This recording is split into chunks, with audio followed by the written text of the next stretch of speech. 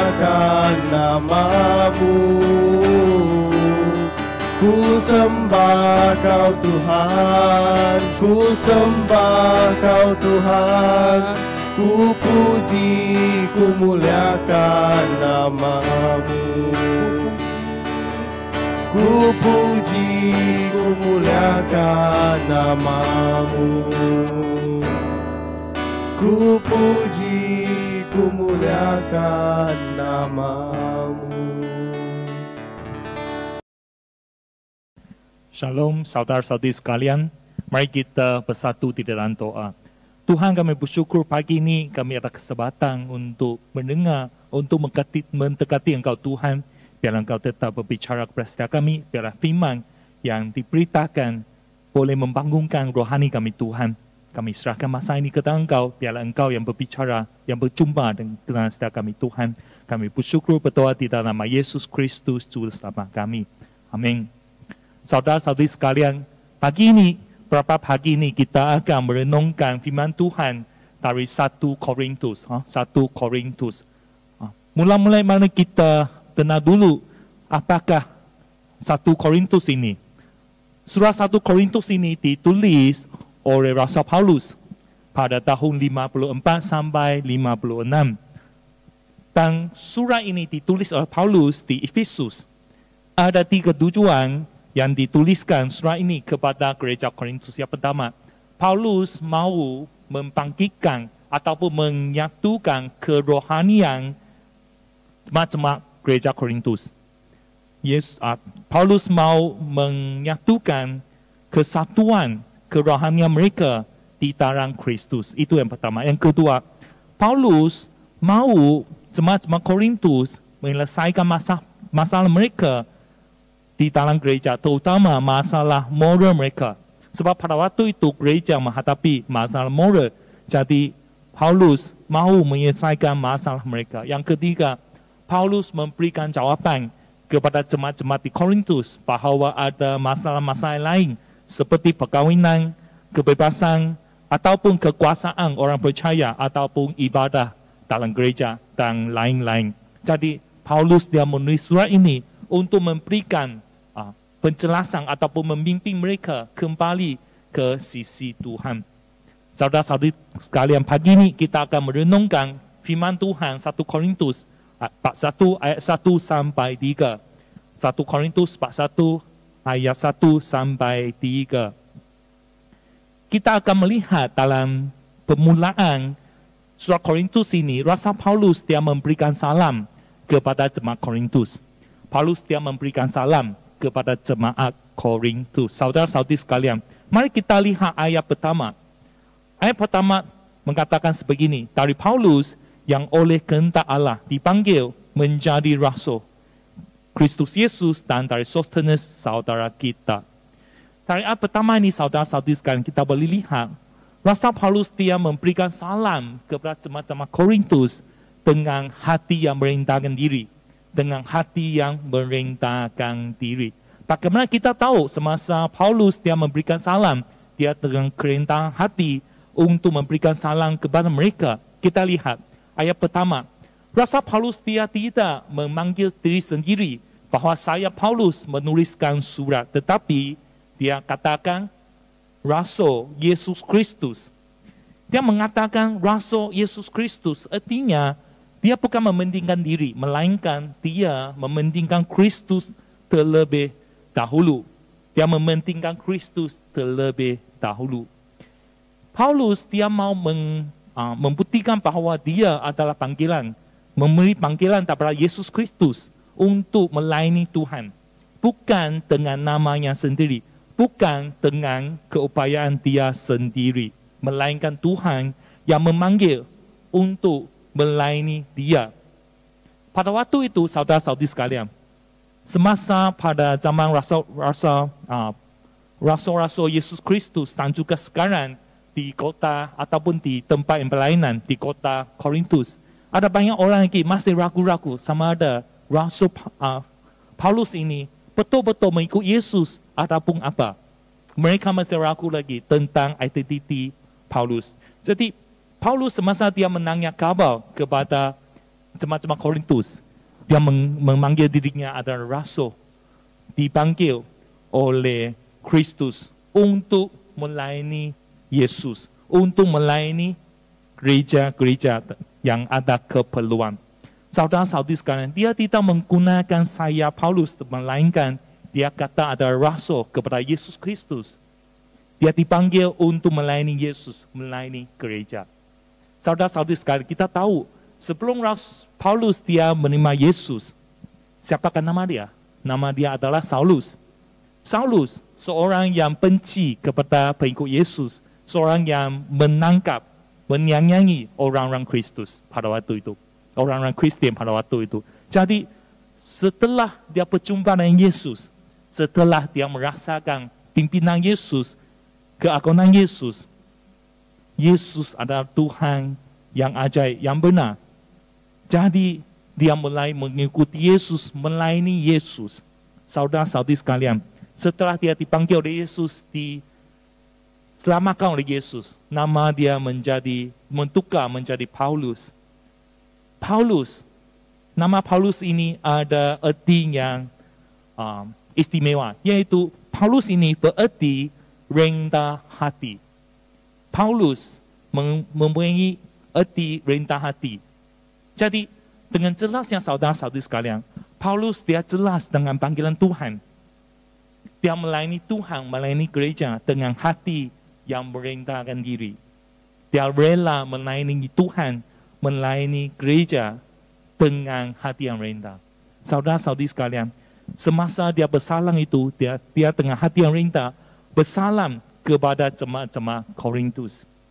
Biarlah mereka juga tahu bahawa dia adalah hamba Tuhan, datang untuk melayani, untuk membantu mereka. Bukan setakat begitu saja, saudara-saudari sekalian. Semasa Paulus dia melayani Tuhan, dia juga mengambil berat terhadap kawan serakan dia. Dalam 1 Korintus ayat 1 ini, ada satu nama yang istimewa tertunjuk di sini. Bukan saja Paulus, tetapi dalam ayat pertama, bahagian belakang, dia kata, dan dari Sosthenes saudara kita. Sosthenes ini siapa, saudara-saudari sekalian? Sosthenes ini merupakan seorang yang mengendalikan tempat ibadah pada waktu itu. Semasa Paulus dia berkhotbah melayani di dalam tempat ibadah pada waktu itu, Sosthenes ini dia mendengar dan dia tidak suka apa yang dilakukan oleh Paulus pada waktu itu. Sebab dia rasakan, siapa ini Paulus? Kenapa dia boleh melayani di dalam tempat ibadah ini? Jadi dia buat itu aduan kepada penguasaan tempat itu. Tetapi mereka tidak hirau dia. Kita lihat, semasa dia tulis surat, dia panggil rakan sekerja dia, Sosthenes, di dalam Kristus. Artinya Sosthenes ini setelah dia mendengar banyak kali tentang khotbah ataupun pelayanan dilakukan oleh Paulus pada waktu itu, dia telah menerima Yesus. Dan sekarang Sosthenes ini, dia telah melayani Yesus bersama dengan Paulus. Kita lihat, bukan saja Paulus dia merintahkan diri untuk memperkenalkan diri sendiri untuk melayani gereja, melainkan dia juga memperkenalkan rakan sekerja dia.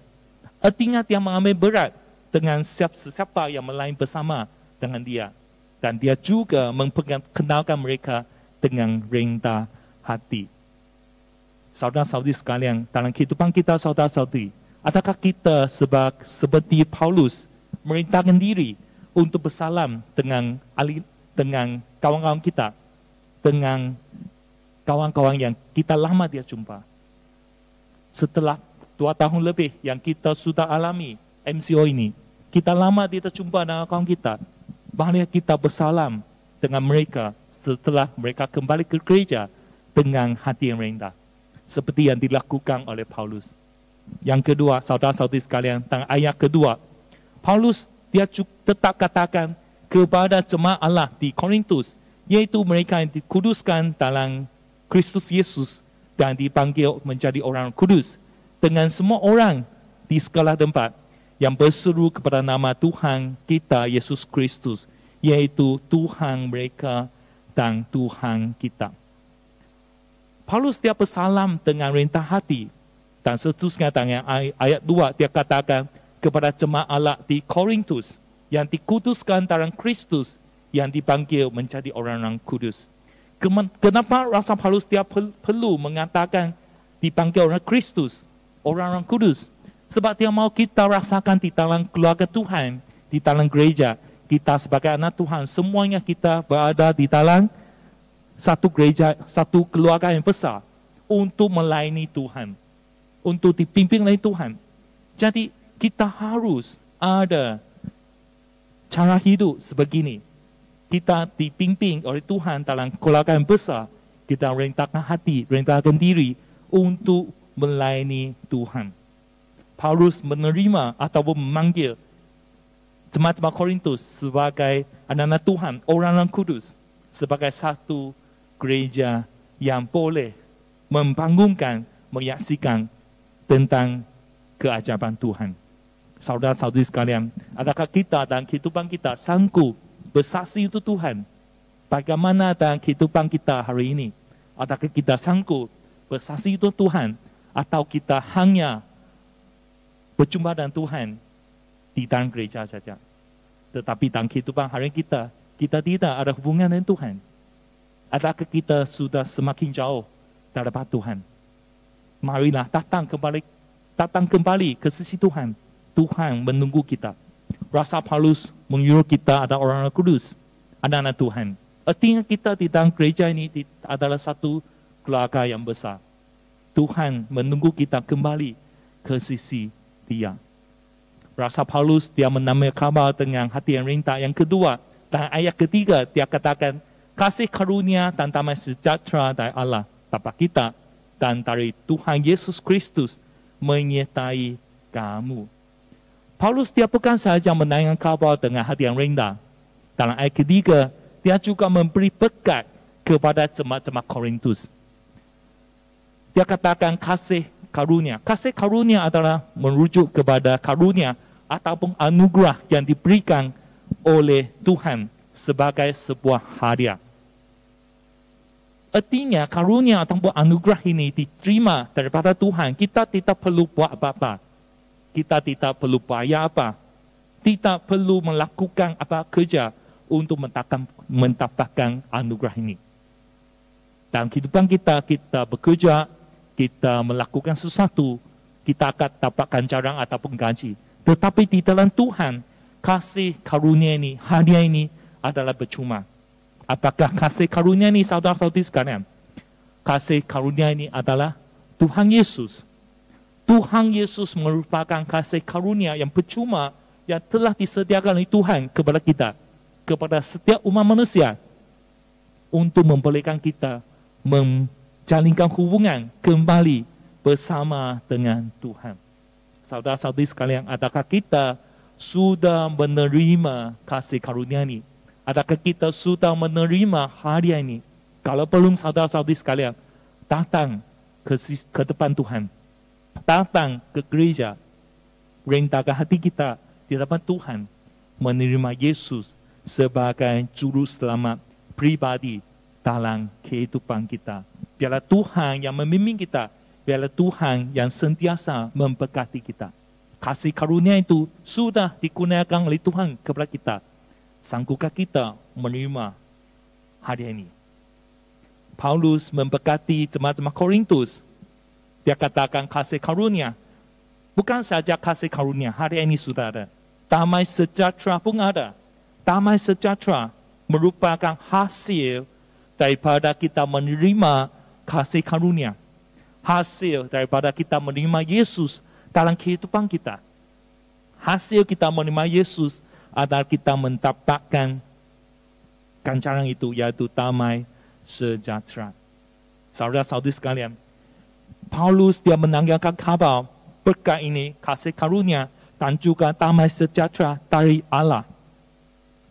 Paulus tahu damai sejahtera ini sangat penting untuk kita sebagai manusia. Kalau kita tidak bersama dengan Tuhan, tidak ada damai sejahtera ini, saudara-saudari sekalian, kita hidup dalam satu keadaan yang ketakutan, nampaknya tidak ada harapan. Jadi melalui Yesus, melalui kita di dalam Tuhan, damai sejahtera ini ada bersama dengan kita. Tidak kira apa keadaan yang kita hadapi, kita boleh merasakan kehadiran Tuhan di dalam kehidupan kita.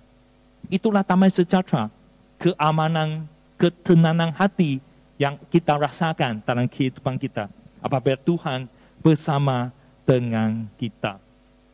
Paulus dia memberkat jemaat Korintus kasih karunia dan damai sejahtera dari Tuhan Yesus Kristus menyertai kita semua. Saudara-saudari sekalian, mungkin kamu tanya, adakah saya sebagai jemaat, sebagai seorang Kristen yang biasa boleh memberkati orang lain? Jawabannya boleh, saudara-saudari sekalian. Kita boleh memberkati satu sama lain dengan atas nama Tuhan. Di dalam Alkitab ada banyak contoh ataupun banyak firman Tuhan yang menunjukkan bahawa seseorang itu boleh berkat kepada orang lain. Bukan hanya hamba Tuhan saja, tetapi anak-anak Tuhan boleh berkat kepada orang lain. Misalnya dalam Kejadian 24 ayat 60, orang tua kepada Rekab, mereka memberkati dia sebelum dia berkahwin. Dalam Kejadian 47, Yakub dia memberkati Firaun, Mesir pada waktu itu. Biarlah raja diberkati. Dalam Ulangan 44 ayat 13, orang miskin memberkati orang kaya sebab mereka sanggup memberkati mereka, mempunyai belas kasihan atas mereka. Dalam 2 Samuel 46 ayat 20, Daud dia memberkati keluarganya. Dalam 1 Raja-Raja 48, rakyat memberkati raja. Ini yang kita selalu lakukan. Kita selalu berdoa untuk negara kita. Kita selalu berdoa memberkati raja kita. Kita boleh lakukan hal ini. Dan juga ada firman-firman Tuhan yang lain menunjukkan sebagai orang biasa boleh memberkati orang-orang di sekeliling kita. Saudara-saudari sekalian, mari kita bukan saja bersalam dengan rendah hati, juga kita memberikan berkat kepada orang di sekeliling kita. Melalui apa? Melalui doa, melalui firman Tuhan, kita juga boleh memberkati mereka. Dalam Alkitab ada berapa firman Tuhan yang boleh kita gunakan untuk memberkati kawan-kawan di sekeliling kita. Misalnya dalam Bilangan 6 ayat 24 sampai 27, kita boleh gunakan ayat ini untuk memberkati orang di sekeliling kita. Mazmur 103 ayat 3 sampai 5 juga boleh digunakan untuk memberkati kawan-kawan kita. Dalam Injil Lukas 2 ayat 52, kita juga lihat kita boleh memberkati mereka dengan apa yang dialami oleh Yesus. Saudara-saudari sekalian, ada banyak lagi yang kita boleh lihat dalam firman Tuhan, yang kita boleh lakukan berkat kepada ahli keluarga dan kawan-kawan kita. Saudara-saudari sekalian, mari kita belajar untuk memberikan salam dengan rendah hati, dan juga bukan saja salam, tetapi kita boleh berdoa berkat kepada kawan-kawan kita. Biarlah mereka juga menerima karunia dan juga damai sejahtera daripada Tuhan. Mari kita berdoa. Ya Tuhan, kami bersyukur Tuhan, sebab Engkau begitu baik kepada setiap kami. Engkau berikan kasih karunia yang istimewa sekali, dan juga melalui Yesus Kristus damai sejahtera dikurniakan kepada setiap kami Tuhan. Biarlah setiap kami merintahkan diri, belajar untuk bersalam, menaik kabar kepada kawan-kawan kita, dan juga melalui proses itu, melalui apa yang kita lakukan itu, kita boleh memberkati mereka dengan firman Tuhan dan juga dengan doa Tuhan. Biarlah mereka merasakan Tuhan yang mengasihi mereka. Biarlah hati mereka terbuka untuk menerima Yesus. Tuhan berkatilah kami dan pimpinlah kami. Di dalam nama Yesus Kristus kami bersyukur dan berdoa. Amin.